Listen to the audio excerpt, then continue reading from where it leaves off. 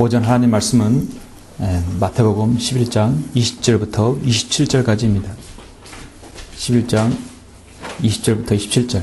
핵심이 되는 말씀은 26절입니다. 본문에 올리겠습니다.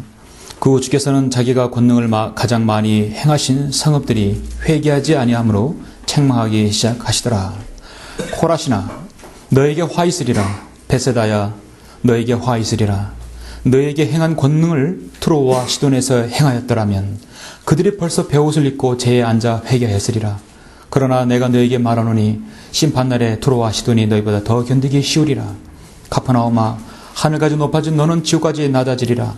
너에게 행하였던 권능을 소돔에서 행하였더라면 그 성읍이 오늘까지 남아 있었으리라. 그러나 내가 너에게 말하노니 심판날에 소돔 땅이 너보다 더 견디기 쉬우리라고 하시더라. 그때 예수께서 대답하여 말씀하시기를 오 하늘과 땅의 주이신 아버지여 이런 일들을 지혜롭고 슬기로운 자에게는 숨기시고 어린 아기들에게 나타나심을 감사하나이다. 그러하옵니다 아버지여. 이는 그렇게 하시는 것이 아버지의 보시기에 선함이니이다. 내 아버지께서 모든 것을 내게 주셨으니 아버지 외에는 아들을 아는 사람이 아무도 없고 또 아들과 아들이 아버지를 계시하고자 하는 자 외에는 아버지를 아는 사람이 아무도 없나이다. 아멘. 27절까지입니다. 오전 설교는 하나님의 선하신 뜻 이라는 제목으로 설교하고자 합니다. 하나님의 선하신 뜻. 이 세상에서 일어나는 모든 일들은 하나님이 손 안에서 움직이고 관장되어집니다. 하늘과 땅의 모든 권세는 창조주 하나님께 주어졌다고 성경은 많은 부분에서 말씀하고 있죠. 로마서 13장 1절에서 보면 하나님께로부터 나오지 않는 권세는 없나니 모든 권세는 하나님께서 정하신 것이라. 하나님께서 정하신 권세 아래에 이 세상을 움직이고 있습니다. 성경 66권은 모두가 하나님의 역사를 기록하고 있습니다. 다만 인간의 역사 가운데 하나님께서 개입하신 것이 아니라 하나님의 역사 가운데 하나님께서는 인간을 창조하시고 인간이 거기에서 그분이 관장하심에 순종하느냐 아니면 순복하느냐에 따라서 그 사람의 미래가 결정됩니다. 인간의 인생의 삶에서 하나님께서 개입하여 준 게 아니라 우리가 하나님의 그 관장하심 가운데서 우리가 피조물로 하나님 역사에 들어오게 된 것입니다. 그래서 모든 그리스도인은 장차 자신의 미래에 일어나는 일들에 관심을 가지게 됩니다. 그 관심이 지대한 사람 중에 우리가 성령대로 믿는 사람들입니다. 여러분 앞으로 미래에 이루어질 이 하나님의 말씀을 여러분 말씀을 통해서 밝히 아시리라 믿습니다. 그 어떤 시대보다도 여러분은 향상된 계시를 통해서 앞으로 되어질 일들을 잘 알고 있습니다. 우리는 그러한 일들이 있기까지 우리 주위에서 일어나고 나에게 닥치는 일들 정말 앞으로 내일 아니면 1년 후에 닥치는 그런 일들이 하나님의 역사하심과 정말 하나님의 계획하심인가? 우리는 때로는 의문을 가져보기도 하고 궁금증을 자아내기도 합니다. 내일 일어날 일들이 과연 하나님의 뜻인가? 내일 나에게 닥치는 일들이 정말 주님께서 정말 계획하신 일들인가? 나는 그 일들을 정말 순응하고 잘 복종하고 있는 것인가? 정말 하나님께서 말씀을 해주시고 다 내 귀에 들려주신다면 난 그대로 행할 텐데 어떤 난 답답할 때 있죠?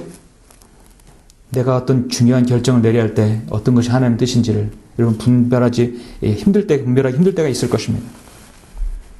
이 일도 하나님의 역사하심인가? 이 일도 하나님의 선하심이 인도하심인가? 이 일도 하나님께서 섭리하신 가운데 인도하신 것인가? 이 모든 그리스도인이 가장 고심하고 숙고해 보아야 할 질문이 아닌가 생각합니다. 그렇다면 오늘 저는 이 문제에 관해서 오전 설교를 통해서 그 일이 하나님의 선하신 뜻인가? 그 일이 하나님의 선하신 뜻인가? 다른 말로 그 일이 하나님께서 허용하신 뜻인가? 그 일이 하나님께서 인정하신 뜻인가를 여러분 성경적 기준을 확인하는 그 성경적 기준을 여러분에게 제시하고자 합니다.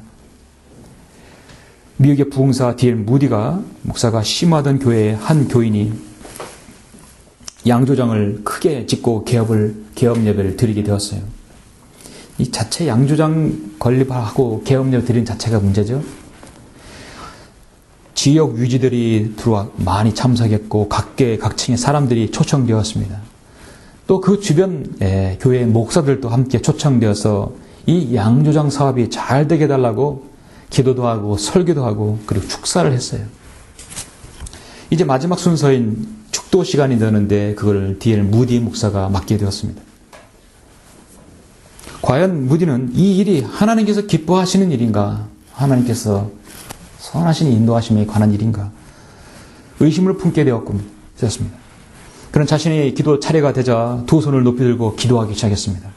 오 하나님, 이 양조장이 오늘 예배를 드리고 내일 문을 열게 됩니다. 이 문을 열면 엄청난 술이 생산될 것입니다. 수많은 청소년들이 이 술을 마시고 타락할 것입니다. 수많은 사람들이 술 먹고 취하여 죄를 짓고 제정신이 아닐 것입니다.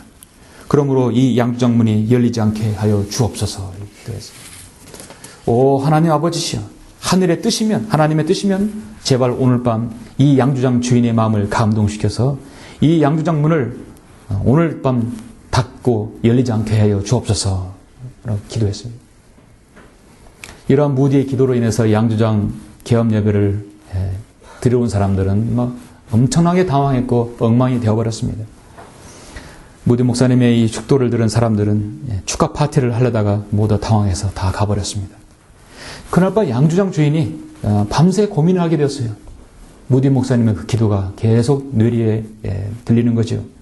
한숨을 잘 수 없었습니다. 그는 생각해 봤습니다. 내가 그리스도인으로서 과연 이 일이 하나님 뜻이 하나님께서 원하시는 일인가? 하나님이 정말 선하신 일인가? 과연 내가 하나님이라면 난 그 일을 허락했을 것인가? 내가 하나님이라면 허락하지 않았을 것이에요. 다음날 그는 양조장 문을 열지 않기로 하고 닫아버렸어요.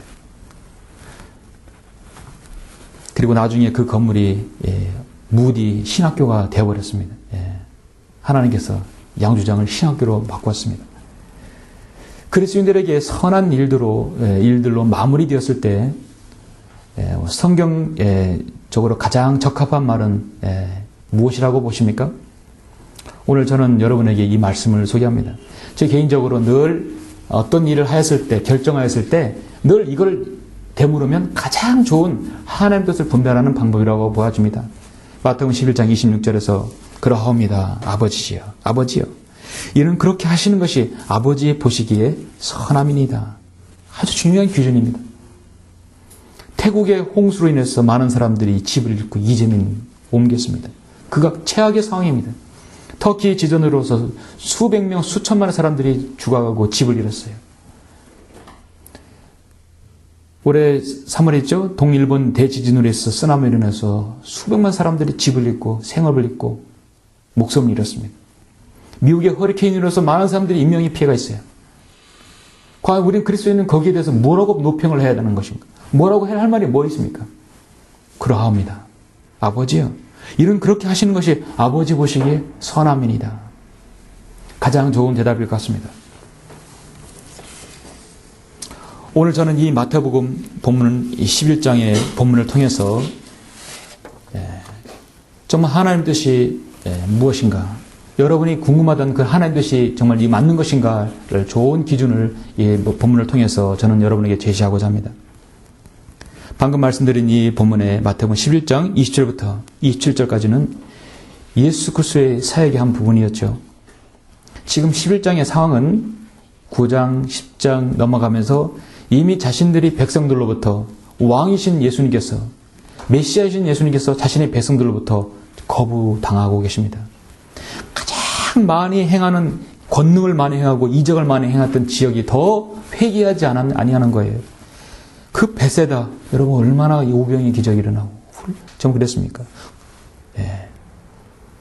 당시 힘 있는 사람들, 바리새인과 서기관과 율법사들, 당시의 종교 지도자들은 예수 그리스도께서 이루시려고 하는 천국의 도래를 지금 가로막고 있어요. 그들의 힘으로 가로막고 있어요. 주님은 그들을 향해서 이선자들이라고 하셨습니다. 이들은 왕을 거부하고 천국이 임하는 것을 막고 있는 일을 하고 있는 것입니다. 이들은 왕국을 거부하고 그 천국을 자신들이 차지하고 싶었던 것이었습니다. 이들은 하나님의 말씀, 즉 예수 그리스도의 그 왕국 선포를 들을 수 없는 길을 가지고 있었던 것입니다. 그래서 주님은 들을 귀 있는 자는 들을지어다 하라 했어요. 그러니까 모든 귀가 다 듣지 않고 들을 귀 있는 자는 듣는 것입니다. 우리가 여러분 거리에 설교할 때 여러분 들을 게 있는 자는 들어요. 예. 듣지 아니하든지 우리는 말씀을 선포해야 될 이유가 듣는 사람들은 그 듣기 때문에 받아서 전도지에 있는 사람이 있기 때문에 우리는 무작위로 주는 것입니다. 그래서 우리 그리스도인들도 오늘 말씀을 들을 준비가 되어야 합니다. 주일날 말씀을 준비가 되려면 토요일날 잠을 자야 돼요. 예. 때로는 고심하고 그 어떤 말씀을 할까 노심초사 걱정하는 저보다는 여러분이 잘 자야 합니다. 그렇게 해야 주일날 최상의 말씀들 컨디션으로 말씀을 받을 수 있어요. 잠을 못 자고 힘드시면 여러분 말씀을 들을 수 있는 준비가 되어 있지 않는 것입니다. 그러나 내가 이 세대에 무엇을 비유할까? 주님께서 16절에서 말씀하셨죠. 그러나 내가 이 세대를 무엇에 비유할까? 그 비유가 바로 오늘 20절부터 27절까지 말씀이죠. 마치 그 시대 종교 지도자들은요, 반대를 위한 반대로서 당시 예수 그리스도를 대적하고 거부한 시대입니다. 무조건 싫어 반대하는 거예요. 오늘날 이 시대와도 다르지 않은 시대입니다. 복음은요, 들어보고 반대해야 되는데 들어보지도 않고 무조건 반대해요. 주께서 자기가 권능을 가장 많이 행하신 성읍들이 회개하지 아니함으로 책망하기 시작하더라. 코라시나 너에게 화 있으리라. 베세다야 너에게 화 있으리라. 너에게 행한 권능을 투로와 시돈에서 행하였더라면 그들이 벌써 베옷을 입고 제에 앉아 회개하였으리라. 주님은 그들에게 보내지 않았어요. 아까 성경 본문의 말씀대로 잃어버린 이스라엘 양에게로 간 거예요. 그러나 내가 너에게 말하노니 심판 날에 투로와 시돈이 너보다 더 견디기 쉬우리라. 그러나 내가 너에게 말하노니 심판날에 소돔 땅이 너보다 더 견디기 쉬우리라. 소돔과 고모라 오히려 더 그들이 쉽게 말씀을 받아들일 수 있다는 것입니다. 그러나 그 말씀에 특권을 가진 이스라엘은 그걸 거부해버렸습니다. 코라신과 베세다는 갈릴리 해변 북쪽에 있어서 작은 위치의 성읍인데 이 갈릴리 도시들이라고 하는 이 팔레스타인 북부에 위치해 있었어요. 바알 숭배 지역인 투로와 시돈 지역에 근방에 있었습니다. 인접해 있었어요. 그래서 주님께서는 투로와 시돈으로 보내지 아니하고 베세다로 보내신 것이죠. 예수 그리스도께서는 이 약한 세대가 그토록 표적을 행했음에도 불구하고 수많은 기적과 표적과 이적을 했음에도 불구하고 그들은 회개하지 아니하고 주님을 거부해버렸습니다. 그래서 주님께서 개탄스럽게 지금 이 말씀을 하고 계세요. 지금 그들이 예수 그리스도의 메시아 되심을, 왕 되심을 완전히 거부한 채 투로와 시돈이 우상 숭배보다 소돔의 성적 타락보다 더 큰 죄를 짓고 있다고 주님은 말씀하고 계십니다. 그때 예수께서 대답하여 말씀하시기를 25절 오 하늘과 땅의 주이신 아버지여 이런 일들을 지혜롭고 슬기로운 자들에게는 숨기시고 어린 아이들에게 나타나심을 감사하나이다. 그러나 극소수의 어린 아이들, 순수한 가난하고 헐벗고 굶주린 자들은 예수 그리스도를 받아들였다는 사실입니다. 예를 들어서 나사로와 마리아와 마르다 이렇게 받아들였죠. 어린 아이들은 순수한 말을 받아들였어요. 오히려 그것을 보고 이런 일들을 지혜롭고 슬기로운 자들, 서기관, 바리새인, 율법사들 그들은 숨기시고 그 순수한 어린 아기들에게는 나타나심을 주님은 감사하나이다 했습니다. 오히려 그 일이 그들이 거부함으로써 이들이 지금 당시에 소외된 자들이 말씀을 받았다는 것은 주님의 평가는 그러합니다. 아버지요, 이는 그렇게 하시는 것이 아버지 보시기에 선함이니이다. 주님은 이스라엘 백성 모두가 다 예수님을 왕으로 맞이하기를 받아들였지만 그들은 거부했어요. 그러나 거기서 극소수의 사람들이 주님을 구주로 영접했기 때문에 거기에 주님은 그러하옵니다. 아버지요, 이는 그렇게 하시는 것이 아버지 보시기에 선함이니이다. 자, 복음을 두고 여러분 이 생각을 한번 해보십시오. 오늘날 복음을 받아들인 사람들이 어떤 사람들입니까? 성경은 고린도전서 1장 18절에서요. 십자가를 전파하는 것이 멸망하는 자들에게는 어리석은 것이지만 구원을 받은 우리에게는 하나님의 능력이라고 했습니다. 하나님의 지혜에 있어서는 세상이 그 지혜로 하나님을 알지 못하였기에 하나님께서 복음 전파의 어리석음으로 믿는 자들을 구원하시기를 기뻐하셨느니라 했습니다. 고린도전서 1장 26절에서 형제들아 너희의 부르심을 보라 했습니다. 부르심을 받은 자들은 육신을 따라 지혜로운 자가 많지 않고 권력 있는 자도 많지 않으며 좋은 가문에서 태어난 자도 많지 아니하니라. 다 다 좋은 가문고 권력 있는 자는 아니에요. 그러나 혹 소수의 권력 있는 자도 있겠고 좋은 가문도 있겠고 지혜로운 자도 가끔 있어요. 이렇게 코넬료라든지 백부장이라든지 좋은 가문, 권력 있는 사람도 들어오긴 합니다. 그러나 다 그렇잖아요. 대다수가 지혜롭지 못하고 권력이 없고 좋은 가문이 아닌 사람들입니다. 하나님께서 세상의 어리석은 것들을 선택하시면 지혜로운 자들로 부끄럽게 하시려는 것이요, 하나님께서 세상의 약한 것들을 선택하시면 강한 것들을 부끄럽게 하려고 하신 것입니다. 하나님께서 세상의 천한 것들과 멸시받는 것들을 선택하신 것은 없는 것들로 있는 것들을 쓸모없게 만들려 하심이라 했습니다. 어떻게 보면 이 말씀은 참 고린도서 1장의 말씀은 저와 여러분이 구원받은 이 순간, 이건 나에게 해당하는 것이구나. 거기에서 우리는 뭐라고 말씀합니까? 그러합니다. 아버지요, 이는 그렇게 하시는 것이 아버지의 보시기에 선함이니이다. 이스라엘의 거부는 이제 표면적으로 드러나기 시작합니다. 예수 그리스도께서는 메시아를 거부한 자들의 형벌을 말씀하신 다음에 28절에 연관해서 이제 주님의 그 구원의 관점을 이스라엘에서 완전히 이방인에게로 완전히 전환시킵니다. 그것을 민족 전체에서 개개인으로 주님께서 초청을 하고 계십니다. 그래서 본문은 아니지만 여러분 보시면 본문 이후에 28절 수고하고 무거운 짐진 자들아 다 내게로 오라. 그러면 내가 너에게 쉼을 주려나. 무제한적인 파격적인 초청입니다.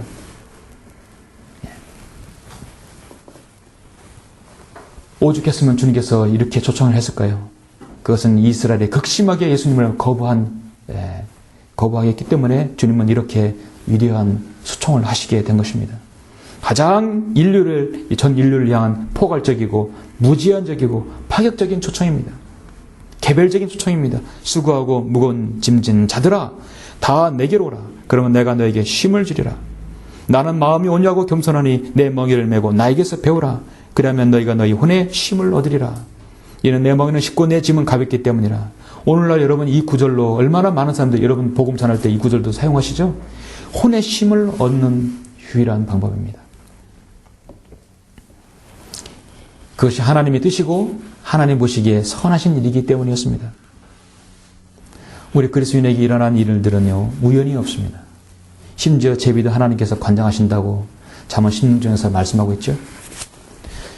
불행과 슬픔과 기쁨과 즐거움, 그 어떤 일이 나에게, 내 주변에, 내 가정에 있다 하더라도 우리는 감사할 수 있는 그리스도인이어야 합니다. 우리의 고백이 무엇입니까? 그러합니다. 아버지요, 이는 그렇게 하시는 것이 아버지의 보시기에 선함이니이다. 자, 우리는 이제 하나님 뜻에 대해서 한번 봐야 되는데요. 하나님 뜻은 두 가지가 있습니다. 첫 번째는 하나님의 직접적인 뜻이 있어요. 이거는 완전하신, 퍼펙트한, 완전하신, 온전한 뜻입니다. 또 하나는 하나님이 허용하시는 뜻입니다. 다른 말로 하나님이 허락하신 뜻이에요. 하나님의 직접된 뜻은 디모데전서 2장 4절에 나오죠. 하나님께서는 모든 사람이 구원을 받고 진리의 지식에 이르기를 원하시느니라. 그것은 하나님께서 요한복음 3장 7절에 너희는 거듭나야만 한다. 반드시 거듭나야만 한다. 이건 거듭나도 되고 안 나도 되는 게 아니라 반드시 거듭나야만 하는 것이에요. 반드시 구원받아야 하는 것이에요. 하나님의 직접적인 뜻입니다. 그분께서 하나님 곧 우리 아버지의 뜻에 따라 이 악한 현 세상에서 우리를 건지시려고 우리 죄를 인하여 자신을 줬으니 영광이 그분께 영원토록 있기를 원하노라. 아멘. 자, 우리를 구원하여 주시려고 하나님의 그 온전하신 직접적인 뜻을 실현하시기 위해서 그 방책을 우리가 그 실현한 주님의 뜻을 실현하기 위해서 우리에게 그 기회를 주신 것입니다. 그리고 여러분 구원받은 다음에 요한복음 4장 24절을 뭐였습니까? 영과 진리로 경배 드려야만 하죠. 하나님께 직접적인 뜻입니다. 구원받은 그리스도인은 거듭났으면 반드시 영과 진리로 경배 드려야만 한다고 성경은 말씀하고 있습니다. 경배 드려야만 합니다. 그러므로 형제들아 내가 하나님의 모든 자비하심으로 너에게 권고하노니 너희 몸을 하나님께서 기뻐하시는 거룩한 산 제물로 드리라. 이것이 너희가 드릴 합당한 예배니라. 반드시 드려야 할 예배입니다. 그리스도인이 주의 첫날 경배를 드리는 것 참으로 중요합니다. 세상 사람들은 일요일을요, 한 주의 주말이라고 생각해요. 일요일이 한 주의 첫날이냐, 한 주의 끝날이냐, 이제 애매할 때는 교회 다니는 사람 들어보면 한 주의 첫날이라고, 세상 사람 들어보면 한 주의 마지막 날이라고. 그 어떤 달력은 일요일이 마지막으로 돼 있어요. 월화수목금토일이 마지막 돼 있어요. 잘못된 달력이죠. 매주 첫날. 오늘은 한 주의 첫날입니다. 한 주의 첫날 하나님의 말씀을 시작하는 것입니다. 거듭났으면 영과 진리로 경배드려야 되고, 그 다음에 데살로니가 4장 3절처럼 하나님의 뜻은 이것이 곧 너희의 거룩함 행실이라 했어요. 거룩함이니라. 이게 바로 하나님의 직접적인 뜻입니다. 예. 제가 강단에서 하는 건 제가 말씀드린 게 아니라 하나님께서 그렇게 명령하신 걸 저는 그대로 옮기는 것입니다. 그리고 그 두 번째가 하나님의 허용하신 뜻이 있어요. 하나님의 허락하신 뜻이 있습니다. 예수 그리스도께서 회개하라 천국에 가까웠느니라 했는데 그들은 믿지 않았어요. 예수님을 거부해버렸어요. 이스라엘은 완전히 돌아서버린 거예요.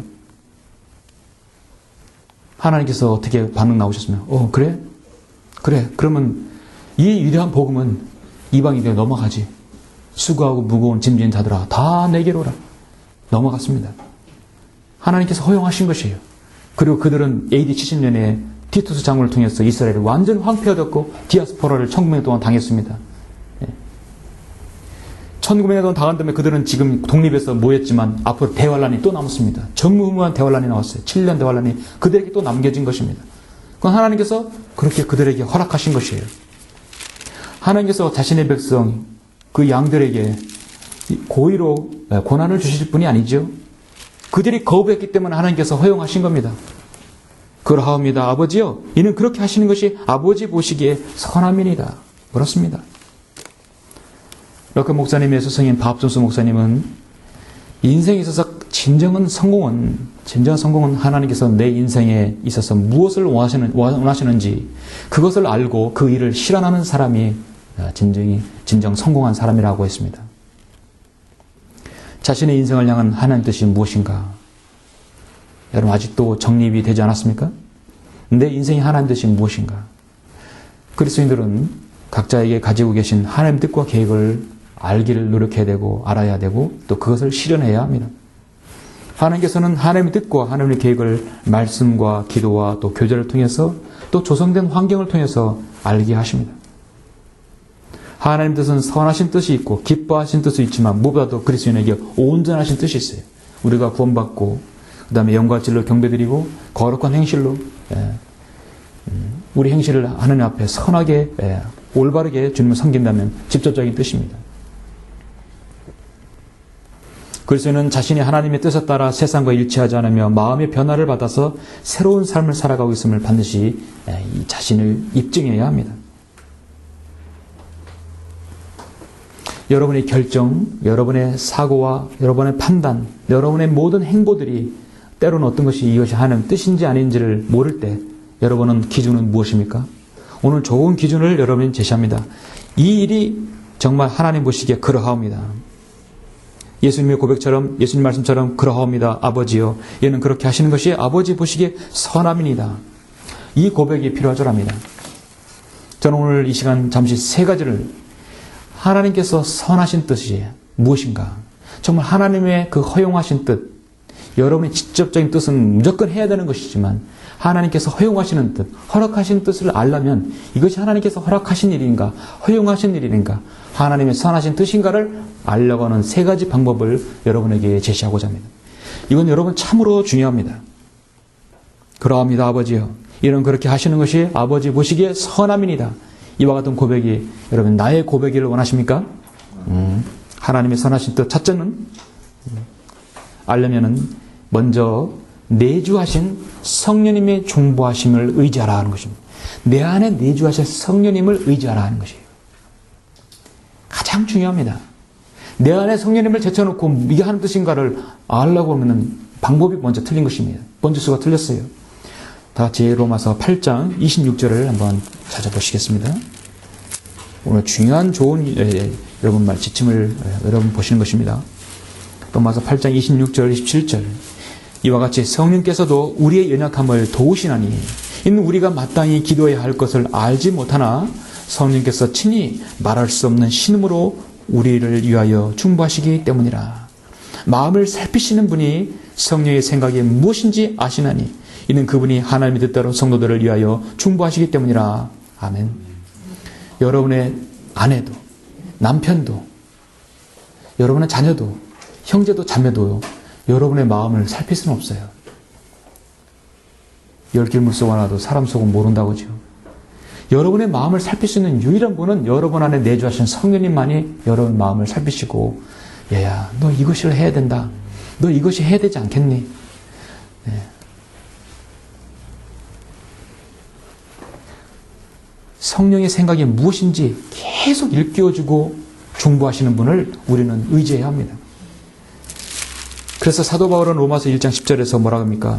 내가 그의 아들의 복음 안에서 나의 영으로 섬기는 하나님께서 나의 증인이시니 나의 기도에 쉬지 않고 항상 너희를 말하며 어떻게 해서든지 이제는 내가 언제라도 하나님의 뜻에 따라 너희에게 나아갈 형통할 여정을 갖게 되기를 간구하노라. 나의 영으로 섬기는 하나님이라고 했습니다. 결국 내 안에 하신 성령님께서 인도하심에 따라서 그 모든 그 형통한 여정을 갖기를 원한다고 했습니다. 그리스도인이 하나님의 선하신 뜻을 순종하고 실현하기 위해서는 무엇보다도 여러분 자신이 내주하신 성령님과 깊이 있는 계속된 교제가 필요합니다. 차 탈 때도, 기도할 때도, 밥 먹을 때도, 일할 때도, 어려운 난관에 처했을 때도, 시험을 볼 때도, 공부할 때도 늘 성령님과 교제하고 인도하심을 받아야 합니다. 특히 구령할 때 마찬가지입니다. 그리스도인으로서 우리는 무엇이 하나님의 선하신 뜻인가, 하나님의 허용하신 뜻인가를 고민할 때가 많이 있습니다. 하나님의 구체적인 인도를 받기 원하는 것은 우리 모든 그리스도인의 삶에 있어서 궁극적인 아주 질문일 것입니다. 1세 동안 5만 번이나 응답받았던, 기도 응답을 받았던 조지 밀러를 여러분 아시죠?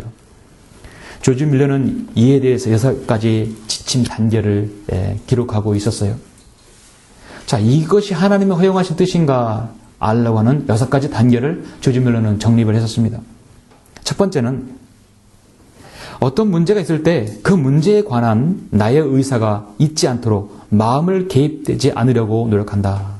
어떤 문제가 있을 때 그 문제에 관한 해결할 것인 내 개인의 의사가 개입되지 않게 되기를 원한다. 두 번째는 어떤 결과에 대해서는 나의 감정이나 이상이 개입되지 않도록 노력한다. 그러니까 어떤 일을 시작하기 전에 나의 의사와 생각이 개입되지 않고 어떤 결과에 있어서도 마찬가지나 내 감정과 이상을 개입시키지 않는다. 세 번째 가장 중요하신 내주하신 성령님께서 나를 인도하고자 하는 방향을 깨달으려고 노력한다 하는 것이. 네 번째는 주변 상황을 고려한다. 종종 상황과 말씀과 성령이 서로 연결되어 하나님의 뜻을 밝혀주기도 한다. 그러니까 조성된 환경을 보라는 얘기죠. 예, 맞습니다. 다섯째는 기도하는 가운데 하나님의 뜻을 내게 보여주기를 간구한다. 당연하죠. 기도해야겠습니다. 여섯 번째는 앞에 열거한 대로 하나님께 항상 기도를 통하여 하나님 말씀과 묵상을 통한 뒤 심사숙고하게 다다른 뒤에 결론을 내린다. 그때 마음의 평안이 따르면 2-3번 더 기도한 다음에 진행한다 하는 것이 완전 무결하죠. 조지 밀러는 평생 동안 그 1884년 이후에 웨스트코트 홀트가 성경을 최초로 번역시켰어요. 개혁성경 RV 성경을 내놨을 때 당시대 사람이었어요.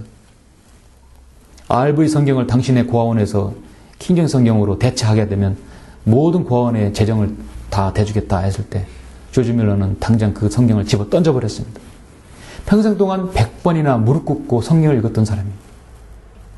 늘 기도할 때 이 일이 성경에서 기록되어 있는 것인가, 하나님이 약속해서 분명하고 있는가 늘 확인하고 성경을 펴들고 그것을 짚어가면서 기도했다고 합니다. 그는 얼마나 하나님의 뜻을 잘 헤아렸을까요? 조지 두리아 설교자는 인간이 가질 수 있는 가장 위대한 지식은 하나님의 뜻을 아는 것이며 인간이 행할 수 있는 가장 위대한 업적은 하나님의 뜻을 행하는 것이라고 했습니다. 사도 바울이 구원받은 다음에 당시 예루살렘은요, 예루살렘에 엄청난 박해가 계속해서 있었어요. 사도들 제한 모든 사람들이 유대와 사마리아로 전역으로 흩어지게 되었습니다. 사도 바울도 마찬가지였습니다. 사도 바울도 잡힐 위험에 있었죠. 사도행 21장에 보면 우리가 그들과 작별하고 때로 배로 떠나 곧장 코스로 왔다가 그 다음날 로도에 이르러 거기에서 파타라로 가서 페니키아로 가는 배를 만나 그 배로 배를 타고 떠나니라. 이제 쿠프로가 보이므로 그곳을 왼편에 두고 시라로 항해하다가 투로에 닿으니 이는 그 배가 그곳에서 짐을 내리는 것이었더라. 우리가 거기서 제자들을 만나 7일을 지냈는데 그들이 성령으로 바울에게 말하기를, 성령 충만한 가운데서 바울에게 말하기를 예루살렘으로 올라가지 말라 했어요. 성령님께서 지시하신 거죠. 예루살렘 올라가지 말라. 성도를 통해서 제시했어요. 성령님께서 음성이 분명히 가지 말라고 하셨습니다. 가면 잡힙니다. 근데 또 21장 11절에서도 분명히 성령님께서 직접 이제 사도 바울에게 말했습니다. 성령님께서 이렇게 말씀하시기를 예루살렘에 있는 유대인들이 이 띠의 임자를 이같이 결박하여 그를 이방인들의 손에 넘겨주리라. 가지 말라고 분명하게 또 21장에서 제시하셨죠. 11절에서. 근데 사도 바울은 굳이 가겠다는 것이에요. 하나님의 뜻을, 내주신 성령의 뜻을 거역하면서 가겠다는 것이에요. 근데 그 목적이 무엇인가? 내가 가서 잡혀가지고 순교당할지라도 내가 그토록 내 혼에 사무치고 영에 사무친 내 동족 이스라엘 백성의 구원을 위해서라도 가겠다는 것이에요. 여러분, 동기가 선합니까? 과정이 선하죠? 예. 그런데 하나님 뜻은 아니었어요. 20장 22절에서 보니까 잊어보라. 내가 영 안에서 메인바 되어 예루살렘으로 가노니 거기에서 내게 무슨 일이 일어날지는 알 수는 없지만 바울이 대답하기를 어찌하여 울면서 내 마음을 약하게 만드느냐. 나는 가겠다는 거예요. 나는 주 예수의 이름을 위하여 예루살렘에서 결박을 당할 뿐만 아니라 죽을 각오까지 되어 있느니라 하고 사도행전 21장 13절에서 각오가 되어 있었어요. 그런데 결국은 예루살렘으로 올라갔죠. 잡혔습니다. 나중에 로마로 압송되었습니다. 로마서를 기록하게 되었어요. 여러분, 하나님께서 허락하시는 뜻이 있어서 그 결과에 있어서 좋은 결과를 기대하려면 조건이 있습니다. 하나님께서 내주하신 성령님께서 이렇게 하라 했는데 그걸 거역했어요. 그럼 반드시 거역하더라도 동기와 과정을 선해야 합니다. 내가 이 일을 하나님의 선한 목적이라면 일을 하겠다는 것이, 그 과정도 선해야 됩니다. 그 결과는 하나님께서 반드시 다른 방편으로 인도해 주시는 것이죠. 반드시 하나님의 향한 선한 동기와 과정이 있게 되면 결과는 하나님께서 그 뒤를 인도해 준다는 것입니다. 어제 논산 지역과 부여를 갔어요. 그래서 도로가 계속 새로 생기다 보니까 내비게이션을 업그레이드하지 않으면 잘 모를 수도 있죠. 모르는 지역을 가게 되면 우리는 이제 거의 내비게이션을 사용하게 됩니다. 내비게이션에서 내 모르는 지역을 딱딱 설정해 놓고 안내 시작 누르면은 쫙 내비게이션에 미리 코스를 쫙 정해놔서 최단 코스로 정해줍니다. 고속도로를 하면 고속도로 인도해주고 최단 코스로 빠르게 가야 되니까요. 최단 코스로 인도해줘요. 그럼 우리는 내비게이션을 따라서 가게 되는 거예요. 알지 못하지만 내비게이션이 이제 가는 길에서는 믿는 것이에요. 내비게이션 그 당시는 가는 길은 하나님이에요. 하나님께서 이리 가라 저리 가라 하지 않으니까 내비게이션 그 기계를 인도 받는 겁니다. 근데 가보니까 내 생각에는 이게 맞는 길인데 얘는 저쪽으로 인도한다는 얘기예요. 야, 내가 가는 길이 이 길인데 얘가 왜 이 길을 인도할까? 근데 내비게이션 가는 길로 가고 싶지 않아요. 에이, 내가 옛날 갔던 길이니까 이 길로 가자 했는데 웬걸 내비게이션은 이미 새로운 길을 인도해 준 거예요. 그렇다 하더라도 내비게이션이 삐져가지고 주인이 안 하려면 말하고 다 꺼버립니까? 스스로? 그렇잖아요. 내비게이션은 그 사람이 자기가 인도한 길로 사용자가 듣지 않고 다른 길로 하더라도 또 거기에 최상책을 만들어줘요. 자기가 가는 길에서 다시 또 최단거리를 다시 또 설정해 줍니다. 그렇죠? 결국은 그 목적지에 도착은 해요. 과정이 있고 동기가 있어요. 그런데 문제는 뭡니까? 시간이 걸리죠, 더. 고속도로를 더 들 수 있고, 더 시간이 소요될 수 있습니다. 하나님 뜻이 이거라면 믿으면 그대로 되었지만, 순종하지 않고 비록 선한 동기와 관점이 있다 하더라도 순종하지 않으면 거기에 대가를 칠 수 있는 것입니다. 그러하옵니다 아버지여. 이는 그렇게 하시는 것이 아버지 보시기에 선함이니라. 이와 같은 고백이 나의 고백이라고 할 수 있겠습니까? 하나님의 선하신 뜻을 알려면 두 번째는 현재 처해진 상황에서 감사하라. 현재 지금 처해진 내 상황과 결과에 대해서 감사하라. 데살로니가전서 여러분 5장 18절 한번 보시겠습니까? 모든 일에 감사하라. 이것은 그리스도 예수 안에서 너희에 관한 뭐라고요? 하나님의 뜻이니라. 항상 기뻐하라. 쉬지 말고 기도하라. 중요한 것은 모든 일에 감사하라. 이것이 그리스도 예수 안에서 너희에 관한 한 뜻이니라. 너희에게 감사할 때만 감사하라. 이것은 그리스도 예수 안에서 너희에 관한 하나님의 뜻이니라. 그렇게 하지 않았습니다. 뭐라고요? 모든 일에 여러분이 고난이 있든 핍박이 있든 박해가 있든 즐거움이 있든 어떤 일이 있어도 감사하라는 얘기예요. 난 감사하고 싶지 않은데요? 그게 아니에요. 감사하는 것은 하나님의 뜻입니다. 여러분 이해하십니까? 자, 여러분의 현재 영적인 상황과 가정과 경제적인 상황들 참으로 어려울 수도 있습니다. 여러분 감사하십니까? 우리가 기도할 수 있는 근거가 무엇입니까? 우리가 하나님 아버지께 감사함으로 알할 수 있는 거 아닙니까? 빌보 4장 6절 7절에서 감사함을 하나님께 알려지게 하라 했어요. 감사함, 불평함으로 알려지게 하라가 아니라 감사함으로 하나님께 이 사실을 터놓고 알려지게 하라 했습니다. 현재 처해진 상황에 대해서 그리스도인이 진정으로 감사할 수 있는 것은 참으로 정말 대단한 믿음이라고 보는 것입니다. 미국의 자동차왕 헨리 포드를 아시죠? 훌륭한 신실한 그리스도인입니다. 그리스도인 실업가였습니다. 한번 그가 아일랜드 수도 더블린에 갔었는데요. 그가 머무는 동안에 그 더블린의 고아원에 방문하게 되었어요. 그는 고아원들을 위해서 강당을 하나 지어주겠다고 약속을 했습니다. 그 일을 위해서 내가 2,000파운드를 기증하기로 약속했어요. 그런데 그 다음날 신문을 봤는데 뜻밖에도 이런 기사가 실렸었어요. 헨리 포드 회장이 고아원을 위해서 2만 파운드를 기증하기로 약속한다. 2,000파운드를 하겠는데 신문에 2만 파운드로 나와버렸네.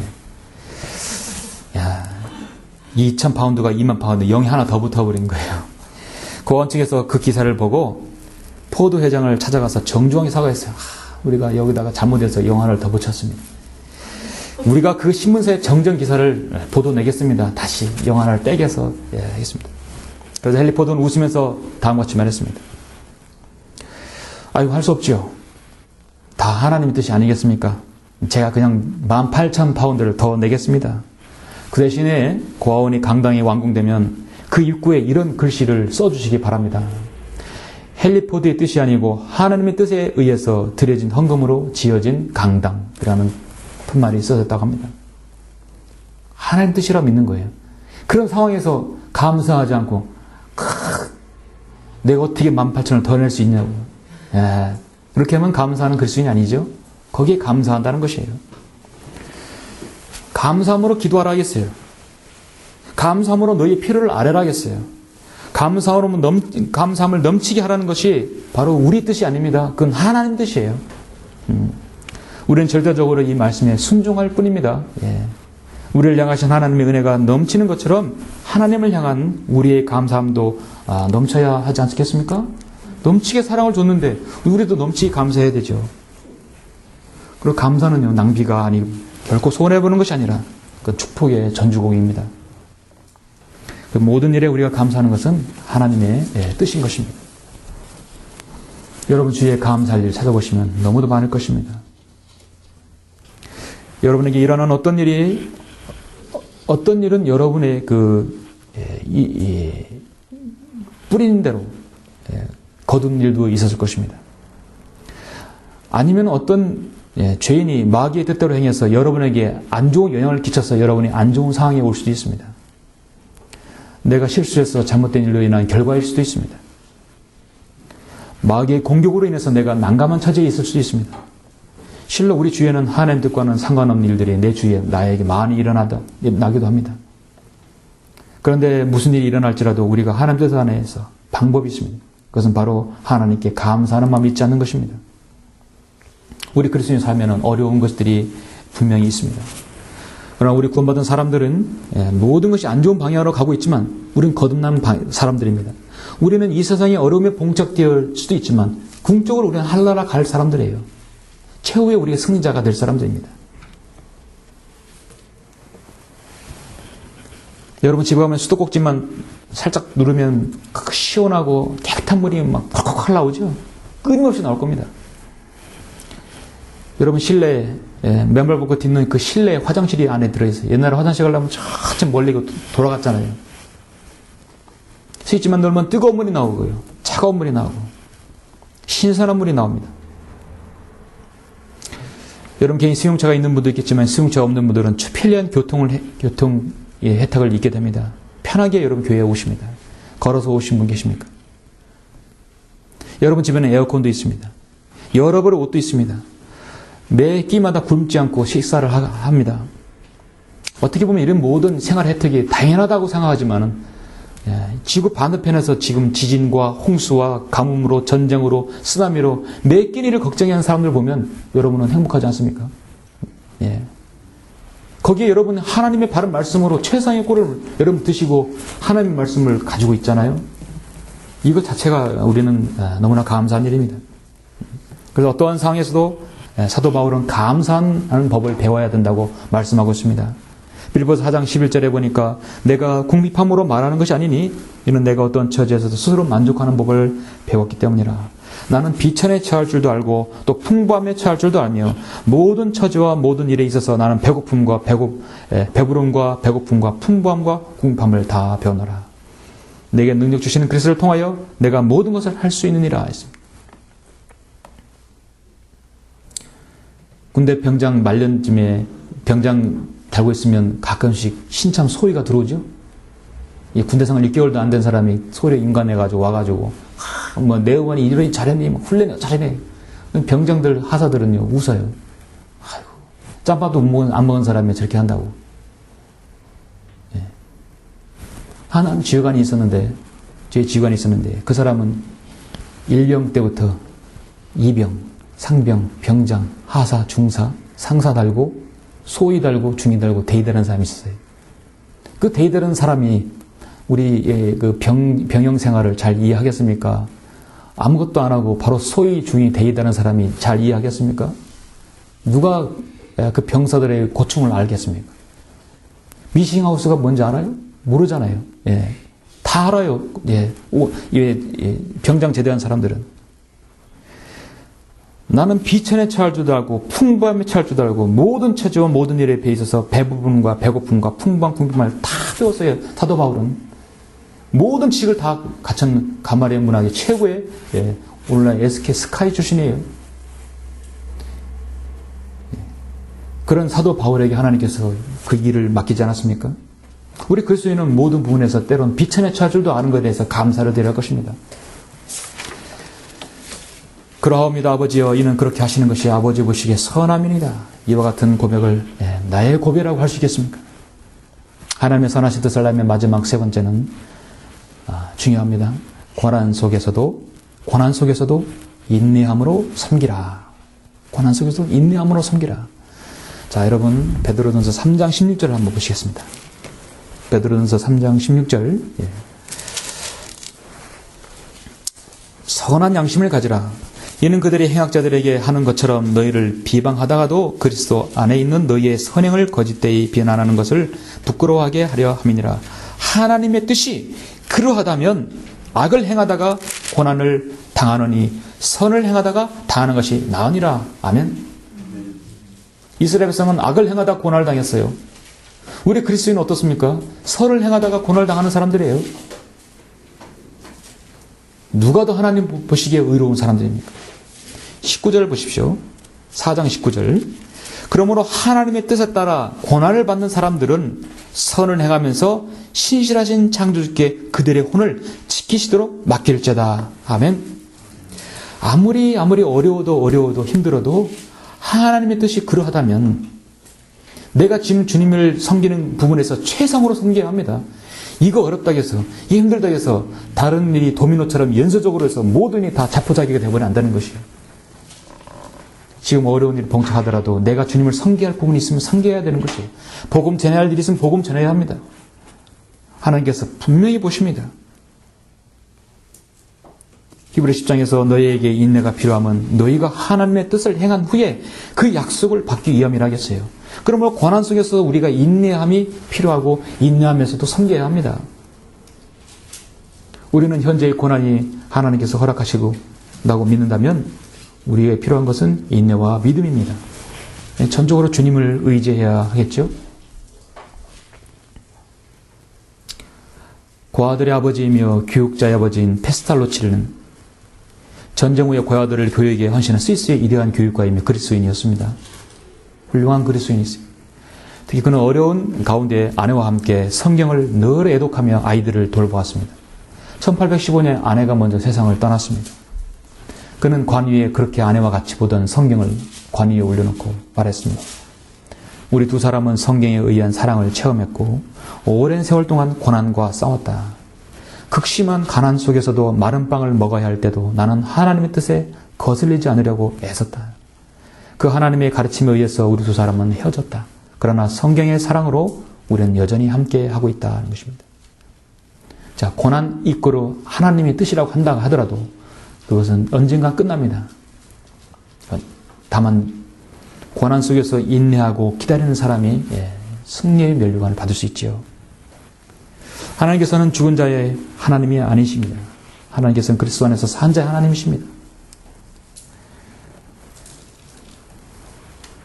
그래서 우리는 사도 바울의 그 은혜가 내게 족하도다고 이렇게 말했죠. 고린도후서 12장 9절에서 주께서 내게 말씀하시기를 내 은혜가 내게 충분하도다. 이는 내 능력이 약한 데서 온전하게 됨이니라. 그러므로 내가 오히려 매우 기쁘게 나의 약한 것들을 자랑하리니 이는 그리스도의 능력이 내게 더하게 하려 함이니라. 그러므로 내가 그리스도를 위하여 약한 것들과 모욕과 궁핍과 박해와 공경을 기뻐하노니 이는 내가 약할 때 곧 강하기 때문이라 했습니다. 가장 어려운 순간에 가장 마귀에 대해서 강하고 가장 강하게 주님을 열심히 잘 섬겼다는 것이죠. 결론적으로 베드로전서 4장 2절에 보면 이는 그가 육체 안에서 자기의 남은 때를 더 이상 사람의 정욕을 따라 살지 않고 하나님의 뜻을 따라 살게 하려 함이라 했습니다. 자, 베드로전서 4장 2절에 보면 내 남은 때, 내 인생의 남은 때, 여러분 생의 남은 때가 언제까지인지는 우리는 알 수 없습니다. 그러나 그 남은 때에 사람의 정욕을 따라 살지 않고 하나님의 뜻을 따라 살려 함이라 했습니다. 우리가 음란과 정욕과 술 취함과 방탕과 연락과 혐오스러운 우상숭배를 행하여 이방인들의 뜻을 행한 것은 지난날의 생활로 충분하도다. 이소 목사님 늘 이 구절을 가장 좋아하신다고 하죠. 로코 목사님 마찬가지입니다. 이방인들을 따서 행한 것은 지난날의 생활로 충분하도다. 충분했습니다. 여러분은 앞으로 남은 생에 주님의 뜻을 따라 살기를 원하십니까? 만약 두 가지 갈림길에 놓여 있을 때 이것이 정말 하나님의 허락하신 뜻이 어떤 것인가를 궁금하게 생각하실 때 잘못 행하면 이건 내가 원하는 것이 있고 어떤 것은 하나님이 원할 수도 있어요. 그 중요한 기준은 그러하옵니다. 과연 이 일이 이루어졌을 때 이렇게 행해서 결과가 이루어졌을 때 아버지여 이는 그렇게 하시는 것이 아버지 보시기에 선함이니이다. 진정으로 여러분 마음의 고백이 되면 그것이 옳은 길입니다. 더 가까이 가서 먼저 내주하신 성령님의 중보하심을 의지하고 현재 처해진 상황에서 감사하고 그리고 고난 속에서도 인내함으로 섬겨야 하는 것이죠. 주님께서는 십자가의 질고를 지시기 전에 겟세마네 동산에서 주님은 땀방울이 핏방울이 되도록 주님은 기도하셨습니다. 아버지시여 원하시면 이 잔을 내게서 옮겨 주옵소서. 그러나 내 뜻대로 하지 마옵시고 아버지의 뜻대로 하옵소서. 이는 그렇게 하시는 것이 아버지 보시기에 선함이니이다. 정확하게 맞아떨어지죠. 그렇게 했을 때 그 길이 아무리 나에게 유익이 주는 일일지라도 그것은 성경적으로 옳지 않은 일이라면 하나님 뜻이 아님을 알 수 있습니다. 선교사는 때로 영적 분별력이 가장 필요할 때 여러분에게 적절하게 알려주십니다. 마치 강박강림을 가진 것 같이 마음의 소리로 주님께서 역사하실 때도 있습니다. 어떤 문제를 놓고 기도할 때 여러분 평안을 얻는다 한다면 그건 주님의 뜻일 수 있습니다. 또 영적 지도자를 통해서 조언을 들을 수 있습니다. 상담을 통해서 얻을 수 있습니다. 조성된 환경을 통해서 하나님의 허용하신 뜻을, 선하신 뜻을 이해할 수 있습니다.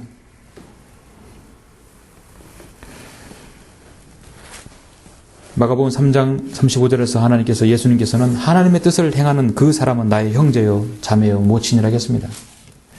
자, 우리가 하나님의 뜻을 행한다 한다면 진정으로 주님의 자녀들이죠. 사랑하는 성도 여러분, 사람들은 살기가 힘들면 대개 내 십자가가 너무 무겁다, 내 고난이 너무 무겁다는 것이에요.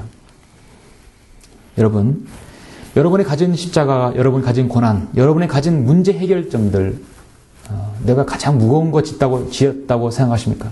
혹시 그렇게 생각하시는지를 모르겠습니다. 내 십자가가 아마 가장 무거울 거야. 내 십자가를 다른 사람이 지면 아마 쓰러질걸? 혹시라도 그런 생각이 있습니까? 여러분 가진 십자가, 그건 여러분에게 가장 적합한 것입니다. 내 십자가가 제일 무거울 것이야. 아마 이거를 책으로 쓴다면 가장 분량이 많을 거예요. 근데 자세히 보면은요, 환경과 여건과 모든 성격, 모든 그 사람의 캐릭터를 보게 되면 하나님께서 가장 그 사람에게 질 만한 십자가가 그 사람이 지어진 것입니다. 아주 여러 가지로 고난당하는 한 성도가 목사님에게 상담을 요청했어요. 이 고난의 십자가가 너무 힘들다고, 어떻게 하면 이 고난의 십자가를 내가 벗어날 수 있겠습니까? 목사님은 한 이야기를 합니다. 성도님, 저 하늘나라에 가면요, 슬픔의 나무가 있습니다. 그 슬픔의 나무에는 많은 사람들이 슬픔의 옷들이 걸려 있어요. 사람들은 올라가서 자기가 당한 슬픔의 옷을 벗어버리고 나무까지 걸어놓고 남의 벗어놓은 옷을 골라 입습니다. 다른 사람들의 슬픔에 그 고난이 더 가볍게 느껴지기 때문입니다. 그래서 수많은 사람들이 자기 옷을 걸어놓고 천천히 나무 주위를 돌아보면서 좀 가볍게 여겨지는 것을 딱 찾아요. 결국 나중에 최종적으로 선택하는 옷은 하나같이 결국은 자기 옷이라는 것이었습니다. 아무리 봐도 내 옷이 가장 가벼운 것이에요. 잘 따져보니까 그나마 자기가 당한 슬픔이 자기에게 가장 제일 낫다는 것이에요. 그래서 그 슬픔의 나무를 통과하면 모두 감사하는 생애가 되는 것입니다.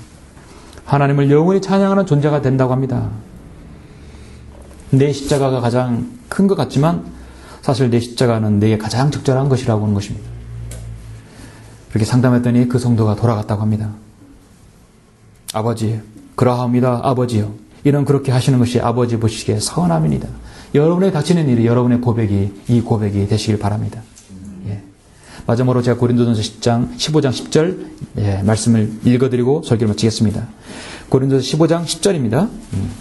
그러나 하나님의 은혜로 지금의 내가 되었고 또 내게 주신 그분의 은혜가 헛되지 아니하여 그들 모두보다 내가 더 많이 수고하였으나 그것은 내가 아니요 나와 함께 계신 하나님의 은혜로다. 아멘.